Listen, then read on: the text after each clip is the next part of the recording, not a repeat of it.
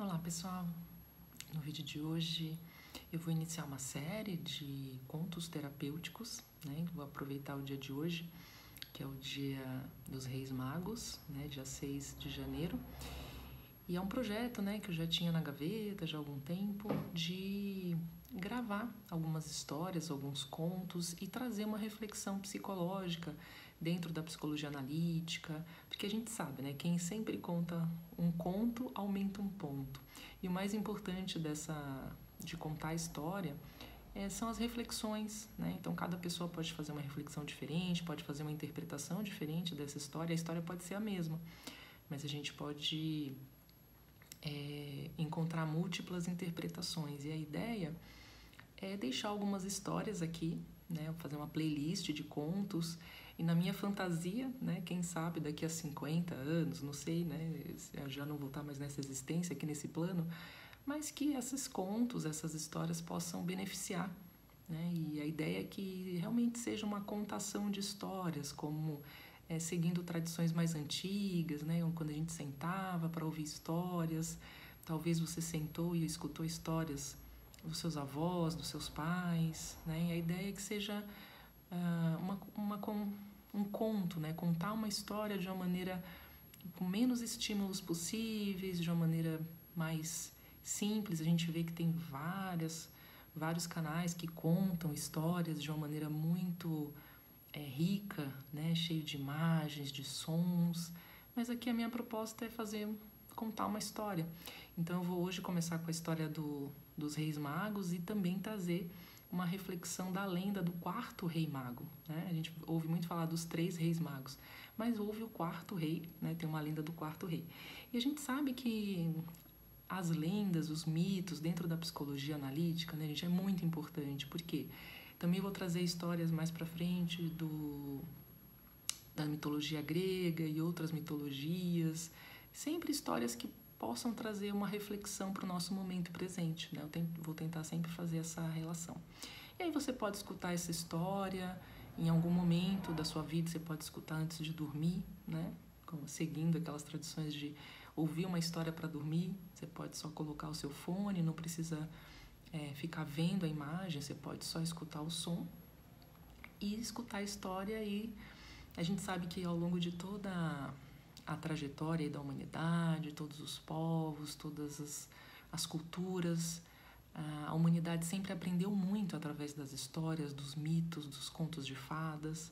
Então acho importante a gente ter esse momento, né? Independente da idade, independente do seu momento de vida, a gente tem um momento de escutar uma história, né? E fantasiar, né? A gente dá espaço para a fantasia na nossa vida, dá espaço para a gente simbolizar, né? Seja através de uma história, seja através de um filme, através de um livro, a gente conseguir simbolizar e extrair uma mensagem, uma lição daquela história, daquele conto. Então essa é a minha proposta aqui com esse projeto. E vamos para a primeira história, a história dos 4 reis magos. Então,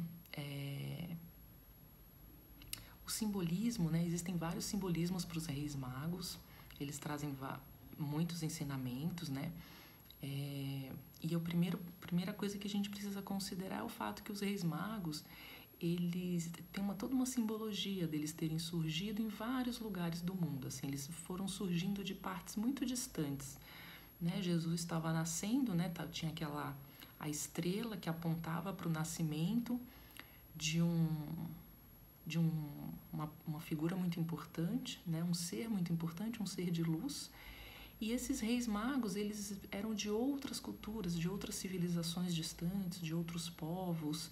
Então isso já mostra a universalidade da mensagem do Cristo, né? Então a ideia dos reis magos, né? E aqui lembrando, né, gente, todo conto, todo mito, toda história, o objetivo do conto não é comprovar se existiu ou se não existiu, é a gente usar essa mensagem para o nosso autoconhecimento, para o nosso desenvolvimento pessoal. Então, os reis magos, nessa simbologia, eles partem de vários lugares do mundo. Então, ou seja, o Jesus, o Cristo que vinha, ele trazia uma mensagem para todos, uma mensagem universal. O primeiro rei mago, que era o Melquior, ele presenteou Jesus com ouro, né, em reconhecimento à realeza. Então, toda a simbologia desse metal, né, do ouro, que aí tem toda uma simbologia na alquimia antiga, né, transformar o chumbo em ouro, né? Então, representa a realeza, a prosperidade, representa a sabedoria interior. Então, quando os antigos alquimistas falavam transformar o chumbo em ouro, a gente transformar os nossos defeitos, né, transformar em qualidades, ou seja, uma alquimia interior, uma alquimia da alma. Então, o Melchior, ele trouxe o ouro com esse simbolismo, né, da transmutação, né, transmutação da alma, das nossas virtudes, da elevação das nossas virtudes. Gaspar, o segundo rei mago, ele deu incenso, né, em reconhecimento e simbolizando, né, a força da divindade, ou seja, o poder de oração, que como a fumaça do incenso, que é o elemento ar, né, alcança o infinito. Né? Então, a meditação, o ar, o incenso, o aroma que se espalha e envolve a todos ali que estão no ambiente, que representa essa valorização da espiritualidade, a valorização da nossa fé. Ter fé é acreditar em nós mesmos, né? No nosso próprio potencial. Como o próprio Jesus dizia, a tua fé te curou. Né? É você, é a sua crença, é a sua fé que te cura. E quanto maior a fé, maior a força interior. Né? Então, é essa a mensagem que Jesus queria trazer. A sua fé te cura. Então, quanto mais fé, quanto mais autoconfiança, mais força interna você vai desenvolvendo. E aí a representação do incenso é isso, é essa elevação, né? A simbologia da meditação. Orar é meditar. Né? Jesus ia para o monte para estar com um momento de solidão, um momento de meditação, um momento de oração. Se eu quiser falar com Deus, tem que estar a sós. Né? E aí o terceiro rei mago, que é o Baltazar, ele deu a mirra, em reconhecimento à imortalidade da alma, figurando a mortificação da nossa carne, ou seja, o domínio dos nossos vícios. Através do controle mental e da razão, conseguiremos mortificar os vícios da carne. Então, a simbologia de dominar o nosso instinto animal, dominar os impulsos, né, os impulsos da carne, os impulsos do consumo, todos os nossos impulsos, o impulso da raiva, né, como diz na filosofia budista, a gente controlar os 5 venenos da alma, né, os 5 venenos da mente, a raiva, a ignorância, o ódio. E aí, vamos falar um pouquinho do quarto rei mago, né? E a lenda diz que o quarto rei mago, ele também viu a estrela brilhar, a estrela de Belém, e ele decidiu segui-la. Como presente, pensou em oferecer ao menino um baú cheio de pérolas e pedras preciosas. Então, ele encheu esse baú e seguiu viagem, né, para encontrar, seguiu essa estrela. Só que no meio do caminho, ele encontrou várias pessoas, ele foi encontrando pessoas muito carentes, pessoas necessitadas, pessoas pedindo ajuda, pessoas doentes.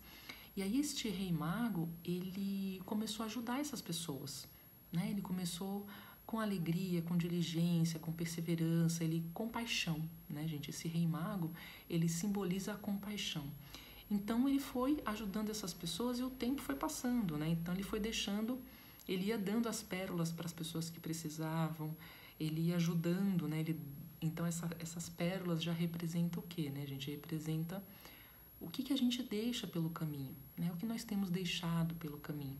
Quais são as pérolas que a gente tem oferecido às pessoas à nossa volta, né? Mas isso estava atrasando, né? Ele foi se atrasando nessa caminhada e o seu baú foi esvaziando. Ele encontrou muitos pobres, muitos doentes, muitos prisioneiros, pessoas em situação de muita miséria, muita fome. E aí ele não conseguia avançar porque ele foi ajudando essas pessoas. Ele ficou com eles muito tempo, né? Nessa viagem, ele acabou passando muitos anos, né?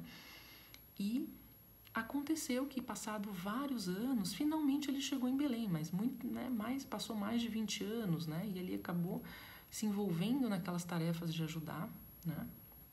E ele acabou chegando em Belém.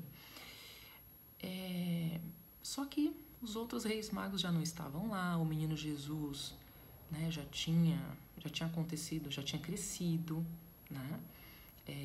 Jesus já tinha acontecido aquela fuga, né, aquela fuga para o Egito, porque o rei Herodes na época, determinou eliminar todas as crianças, né? E aí, mas o rei mago continuou a sua procura, continuou a sua busca mesmo sem a estrela, gente, isso aqui é importante, porque ele mesmo sem ver mais a estrela, ele continuou acreditando que ia encontrar o menino Jesus em algum momento. Então ele continuou a sua procura, ajudando, e procurando e ajudando as pessoas ao longo do caminho, e dizem que ele passou mais de 30 anos viajando pelas terras, procurando a criança e ajudando esses necessitados. Até que um dia ele chegou em Jerusalém, justamente, né, 30 anos depois, ele chegou no momento, 33 anos depois, ele chegou no momento em que a multidão exigia a morte de um homem crucificado. Então ele olhou, né, para aquelas cenas, 3 cruzes lá, e ele reconheceu algo familiar nos olhos daquele homem, de um dos homens. Entre dor, sangue e sofrimento, ele pôde ver naqueles olhos o brilho da estrela de Belém. Aquele que estava sendo executado era justamente a criança que ele estava procurando por tanto tempo. A tristeza encheu seu coração, já velho e cansado pelo tempo, embora ainda guardasse uma pérola na bolsa. Era tarde demais para oferecê-la à criança que agora, transformada em homem, pendia na cruz, estava crucificado. Ele havia falhado em sua missão e, sem mais para onde ir, ficou em Jerusalém para esperar a morte chegar. Ele assistiu à crucificação de Jesus e, com uma grande e profunda tristeza, passado apenas 3 dias da crucificação, ele faleceu. E aí, vendo uma luz ainda muito brilhante entrar, né, tão brilhante quanto 1000 estrelas, diz a lenda, tão brilhante quanto 1000 estrelas encher o seu quarto. E aí foi Jesus ressuscitado, que veio ao seu encontro. O quarto rei mago, caindo de joelhos diante de Jesus, do Mestre, do Cristo, pegou a pérola que ficou e estendeu a Jesus, que a segurou carinhosamente e disse: "Você não falhou. Pelo contrário, você me encontrou por toda a sua vida. Eu estava nu e você me vestiu. Eu estava com fome e você me deu comida. Eu estava com sede e você me deu uma bebida. Eu fui preso e você me visitou. Eu estava em todas as pessoas necessitadas que você assistiu ao longo do caminho. Muito obrigado por tantos presentes de amor. Muito obrigado por tanta caridade e por tanta compaixão. Agora você estará comigo para sempre, porque o céu é a sua recompensa." O plano espiritual, né, gente? Aqui agora interpretando, o plano espiritual foi a grande recompensa para o quarto rei mago. E nós somos esse quarto rei mago, né? Então nós seguimos alimentando a nossa fé, alimentando a nossa esperança, dando continuidade à nossa vida, ao nosso trabalho. Então todas as vezes que nos sentimos julgados, né, que nos sentimos tristes, nos sentimos sozinhos, vamos lembrar, né? Vamos fortalecer a nossa fé, continuando segurando a nossa pérola, né? Fazendo o nosso trabalho, oferecendo o nosso melhor, oferecendo as melhores pérolas pelo caminho. Então, essa é a história de hoje, é o conto de hoje. Um ótimo começo de ano para quem está ouvindo agora. Em qualquer momento que você esteja ouvindo, que o amor, né, a luz e a esperança acendam o seu coração com esse conto. Um grande abraço e até o próximo encontro. Tchau, tchau.